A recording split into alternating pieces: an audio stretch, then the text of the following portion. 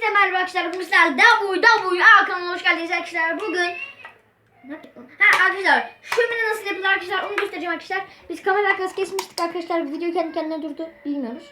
Böyle keseceğimiz arkadaşlar şöyle. Buradan başlayacağınız şöyle keseceğiniz. Ondan sonra kıvıracaksınız arkadaşlar. Kıvırdıktan sonra arkadaşlar böyle madde alın. Yakın arkadaşlar. Ve içine atın şöyle. Bakın gördüğünüz gibi. Ve şuradan gördüğünüz gibi maddenin yanına gördüğünüz gibi. En az kaç like gelsin bu videoya? En az bu videoya 100 like gelsin arkadaşlar. Tam 100 like gelsin veya üzeri gelebilir arkadaşlar. Söndü ama. Gördüğünüz gibi.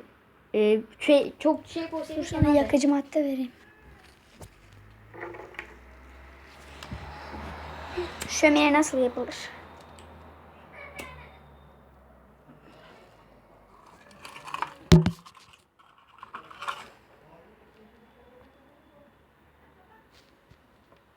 Bakın gördüğünüz gibi üstten dumanları çıkar arkadaşlar.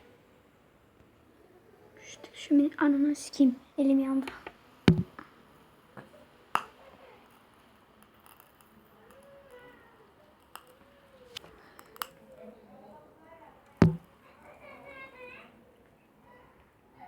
Arkadaşlar burada sönecektir.